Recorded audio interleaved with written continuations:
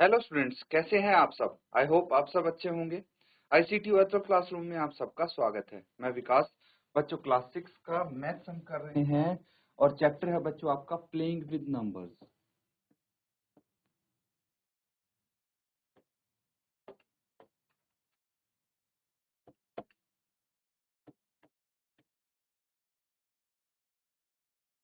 Playing with numbers, ठीक है।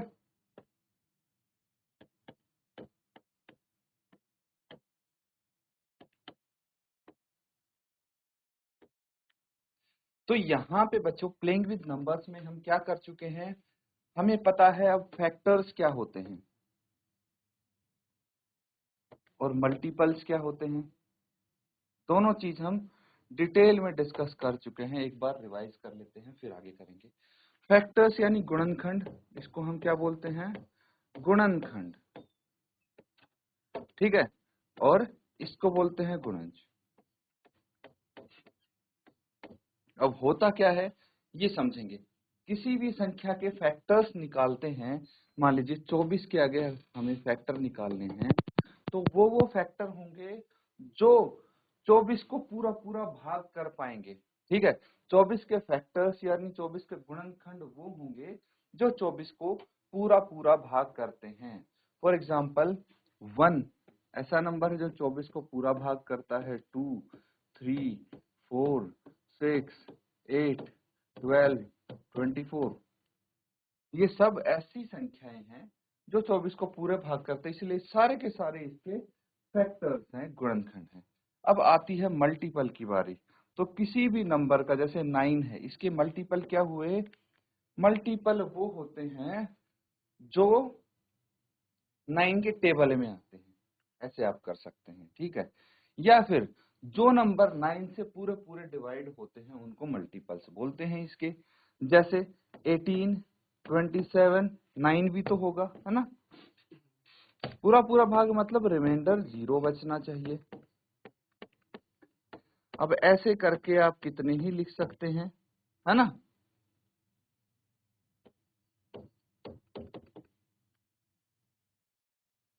तो ये हो जाते हैं मल्टीपल्स। अब हम करने वाले हैं बच्चों common factor and common multiple क्या होता है, ठीक है। ये भी साथ में ही सीख लेंगे तो अच्छा रहेगा। फिर इनके कुछ प्रॉपर्टीज हैं वो भी हम करेंगे, ठीक है। ये सारी चीज हम डिटेल में डिस्कस करेंगे अभी। तो सबसे पहले हम सीखेंगे फैक्टर एंड कॉमन फैक्टर क्या होते हैं। तो यहाँ पे देखिए, when two or more number have same factor, ठीक है। अब अगर मैं दो नंबर्स की बात करूं तो कॉमन फैक्टर की जहां पे बात आती है तो दो नंबर्स के फैक्टर को हम कंपेयर करके पता लगाते हैं। तो अगर दो संख्याओं के या दो से अधिक संख्याओं का सेम फैक्टर हो तो उनको बोलेंगे नोन एज कॉमन फैक्टर। क्या बोलेंगे, कॉमन फैक्टर, ठीक है बच्चों। दीज फैक्टर ऑफ 6 आर, ठीक है। अगर मैं 6 की बात करूं, 6 के कौन से फैक्टर हैं, 1, 2, 3 एंड 6, 6 के तो यही फैक्टर हैं। और अगर 18 की बात करें तो 18 के कौन से फैक्टर हैं, 1, 2, 3, 6, 9, 18, ये 18 के फैक्टर हो गए, ठीक है। 18 के हो गए ये फैक्टर्स एंड 6 के हो गए ये फैक्टर्स। अब अगर हम यहाँ पे ध्यान से देखें तो कुछ फैक्टर्स, कुछ गुणनखंड इन दोनों में कॉमन है। कौन से, जैसे 1, ठीक है। 1 देखिए यहाँ भी है, यहाँ भी है, इनको उठा के यहाँ लिख दिया मैंने। फिर 2 देखिए इसमें भी है, इसका भी फैक्टर है, ये हो गया 2। 3 इसका भी फैक्टर है, इसका भी फैक्टर है, ये 3। 6 इसका भी फैक्टर है, इसका भी फैक्टर है, ये हो गया 6। तो ये दोनों के ही फैक्टर हैं, इसीलिए हम इनको बोलेंगे कॉमन फैक्टर्स, ठीक है। कॉमन फैक्टर ऑफ 6 एंड 18, ठीक है। कॉमन यानी सार्व,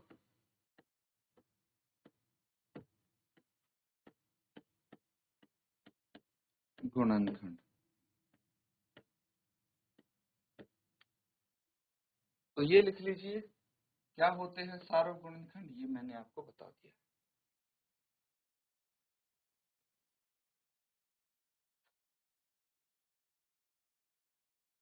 तो ठीक है बच्चों, अब कॉमन फैक्टर क्या होता है सबको पता लग गया है, ठीक है। तो कुछ क्वेश्चन हम यहाँ पे कर सकते हैं। देखिए, अगर 20 और 22 के कॉमन फैक्टर आपको पता करने हैं, किसके, 20 और 32 के, तो कैसे हम पता करेंगे, उसके लिए 20 के फैक्टर निकालने पड़ेंगे। 20 के फैक्टर मैंने बताया था बच्चों, ट्रिक बहुत आसान है। फैक्टर्स निकालने के लिए हम देखेंगे कि 20 के फैक्टर निकालने, है ना। तो एक को किससे मल्टीप्लाई करूं कि 20 आ जाए, 20 से ही करना पड़ेगा, ठीक है। फिर मैं देखूंगा कि क्या 2 को किसी से मल्टीप्लाई करने के बाद 20 आ रहा है, बिल्कुल आ रहा है। 10 से, 3 से नहीं, 4 से अगर 5 को मल्टीप्लाई करेंगे तो 20 आएगा। तो ये सब इसके फैक्टर हो जाएंगे, है ना। तो इसके फैक्टर क्या हैं 20 के, 1 2 4 5 10 20, है ना, यही फैक्टर्स हैं। तो ये इसके फैक्टर हो गए। अब बात करते हैं 35 की, 35 की, 32 की, है ना। तो 32 के कौन से फैक्टर हैं, सिमिलरली हम निकालेंगे 1 2 4 8 16 एंड 32। अब कॉमन फैक्टर कौन से हैं इन दोनों में जो यहाँ पे मौजूद हैं। तो देखिए 1 2 और 4 यही कॉमन फैक्टर है, ठीक है, यही सार गुणनखंड है इसके। तो यहाँ पे कॉमन फैक्टर्स आप इजीली निकाल सकते हैं, ठीक है। तो चलिए कुछ और क्वेश्चन देखिए।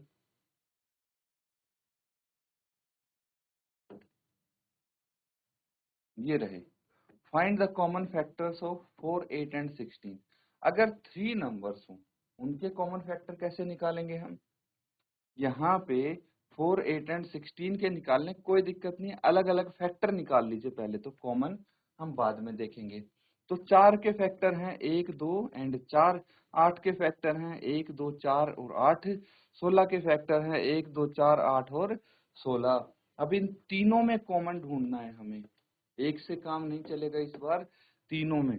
देखिए 1 1 और 1 तीनों में कॉमन है, 2 2 और 2 तीनों में कॉमन है, 4 4 और 4 तीनों में कॉमन है। लेकिन 8 सिर्फ 2 में कॉमन है, इसलिए 8 को भी हम कॉमन फैक्टर नहीं बोलेंगे इन तीनों का। 1 2 और 4 है इनके कॉमन फैक्टर, इसीलिए आप बोल सकते हैं 4 8 और 16 के 1 2 और 4 हो गए कॉमन फैक्टर्स, ठीक है। इस तरह से कर सकते हैं बच्चों। बाकी का ये क्वेश्चन है, ये आप अपने आप यहाँ पे कर लीजिए, ठीक है। इसको नोट डाउन करके सॉल्व करेंगे।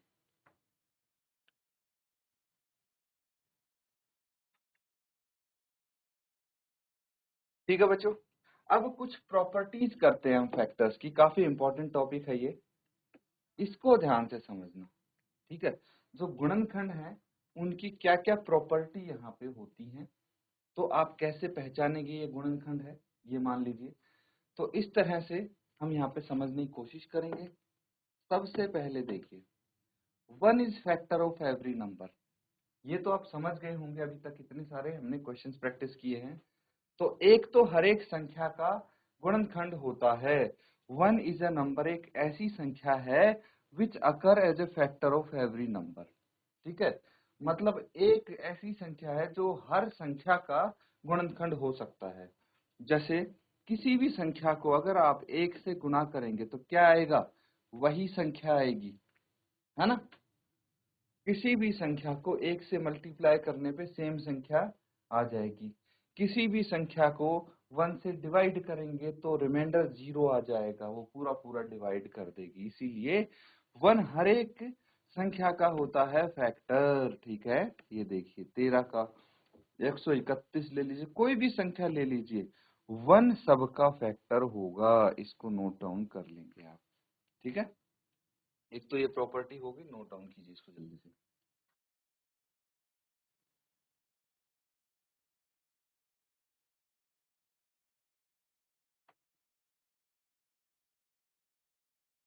अब देखिए आगे हम देखते हैं, every number is a factor of itself.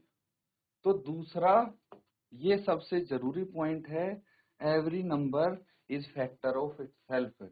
मतलब किसी भी संख्या के अगर आप गुणनखंड निकालने जा रहे हैं तो सबसे पहले वो संख्या तो अपने आप का गुणनखंड होगी ही, है ना, वो 1 पे जाएगी और शेष उसका 0 आ जाएगा अगर हम उसको डिवाइड करेंगे। तो चलिए देखते हैं कैसे। सेम एग्जांपल, ठीक है, क्योंकि 3 को अगर 1 से मल्टीप्लाई करते हैं तो क्या आता है, ये आता है 3, ठीक है। तो इसीलिए ये इसके फैक्टर हैं, 13 इंटू 1 13, 131 इंटू 1 131। या फिर आप ऐसे देख लेंगे, जो अपना फैक्टर होगा, जैसे 3 को अगर मैं 3 से डिवाइड करूंगा, भाग करूंगा, तो 3 1 जा 3, रिमाइंडर 0 बच गया। हर केस में ऐसा ही होगा, 131 को 131 से भाग करेंगे तो रिमाइंडर 0 बच जाएगा, हमेशा ऐसे ही होगा। और दूसरा, अगर मतलब ये मान लीजिए कोई भी संख्या हो, वो अपने आप का फैक्टर होती है और एक भी हर एक संख्या का फैक्टर होगा, ठीक है। तो इस तरह से हम बोल सकते हैं we can express every number in this way, हर एक नंबर को हम इस तरीके से रिप्रेजेंट कर सकते हैं।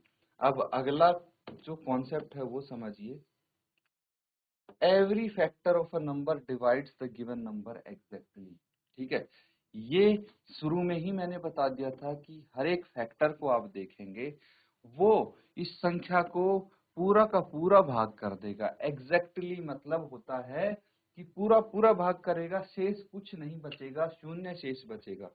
अब देखिए 20 के अगर फैक्टर हम देखें तो 1 2 4 एंड 5 है, ठीक है।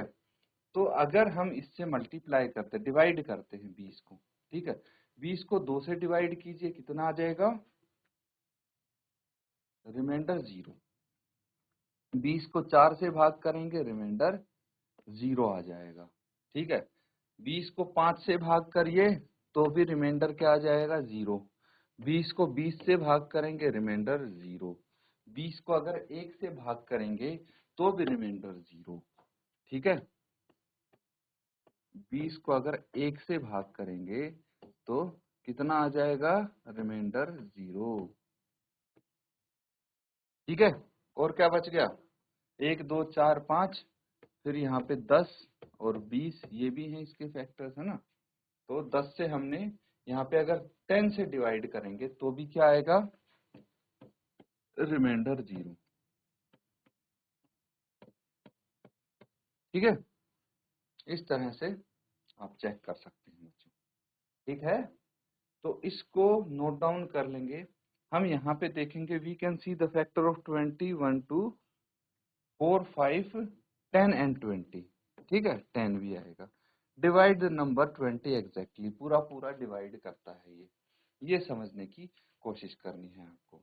उसके बाद every factor is less than और equal to the given number, ये भी एक बहुत जरूरी पॉइंट है बच्चों। जो भी फैक्टर हैं, ध्यान से देखना कि हर एक फैक्टर या तो उस संख्या के बराबर होगा या उससे कम होगा, ज्यादा नहीं होता कभी भी फैक्टर, है ना। तो यही बोला गया है, लेस देन और equal to the given number. जो संख्या दी होती है, किसी भी संख्या के फैक्टर्स निकालेंगे, जैसे 20 के फैक्टर निकाले तो 20 से छोटे हैं सब या फिर 20 के बराबर है, उससे बड़ा नहीं है। तो फैक्टर ऑफ 64 भी अगर निकालेंगे तो 1 2 4 8 16 32 एंड 62 64। तो ये क्या है, 64 के बराबर है सबसे बड़ा फैक्टर और बाकी के उससे छोटे हैं। मतलब जो भी संख्या के फैक्टर्स निकालेंगे वो उससे छोटे या उसके बराबर होंगे, उससे बड़े नहीं होंगे। यही यहाँ पे बताने की कोशिश की गई है। देखिए यही बोला गया, out of all this factors the greatest factor is 64, और बाकी के फैक्टर्स जो ये हैं ये उससे छोटे हैं, ठीक है। नोट कर लेंगे इसको।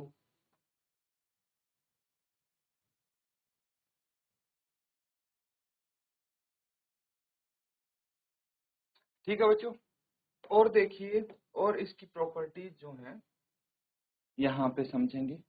Number of factors of A given number is finite, मतलब कितना ही बड़ा नंबर ले लीजिए, अगर हम फैक्टर्स की बात करेंगे उसकी तो वो फाइनाइट होंगे। यही बात कर रहे हैं, number of factor of A given number is finite, ठीक है। तो वो सीमित होंगे, उनको हम गिन सकते हैं। अगर फैक्टर्स की बात करें तो कोई भी बड़ा नंबर लेंगे, जैसे 96 है, तो अगर इसके भी फैक्टर आप देखेंगे तो फैक्टर हैं, काफी सारे हो रहे हैं, लेकिन काउंट करके बता सकते हैं कितने फैक्टर हैं ये, है ना। ऐसा तो नहीं है कि हम गिन ही नहीं सकते, इनफाइनाइट फैक्टर्स आ जाएंगे, ऐसा पॉसिबल नहीं है। आप कितने ही बड़े नंबर को ले लीजिए, या 1 लाख से बड़ा हो, करोड़ों में हो, अगर 1 करोड़ 2 करोड़ इसके भी फैक्टर निकालेंगे तो उनको भी काउंट कर सकते हैं हम, बहुत सारे हो सकते हैं, फिर भी हम गिन सकते हैं। इवन फॉर लार्ज नंबर, मान लीजिए जैसे ये नंबर है, ठीक है, 1,37,256, अगर इसके फैक्टर निकालेंगे बहुत सारे फैक्टर्स आएंगे, लेकिन स्टिल हम इनको काउंट कर सकते हैं। ये फाइनाइट फैक्टर्स हैं, ठीक है, इनफाइनाइट नहीं होंगे, ये ध्यान रखना है, ठीक है। तो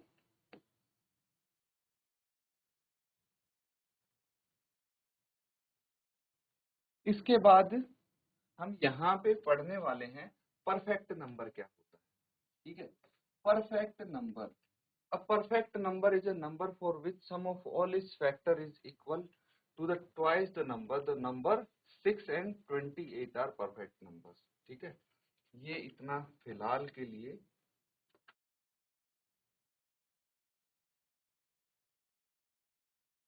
अब देखिए ये क्वेश्चंस हम कर चुके हैं, है ना, इस टाइप के। आपको क्या करना है, होमवर्क नोट कर लीजिए बच्चों, होमवर्क होगा ये आपका, ये सारे क्वेश्चंस नोट करेंगे। मैं एक आपको समझा देता हूँ, इनके फैक्टर्स निकालने हैं 15 के। तो क्या होगा, 15 का फैक्टर 1 इंटू 15 आप कर सकते हैं, है ना, फिर 15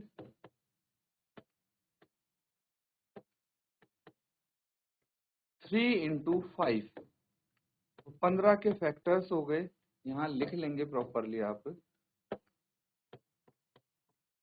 फैक्टर्स ऑफ 15 आर 1 3 5 15, ठीक है। ये तो फर्स्ट पार्ट किया है मैंने, बाकी के ये पार्ट्स आप होमवर्क में कंप्लीट करेंगे।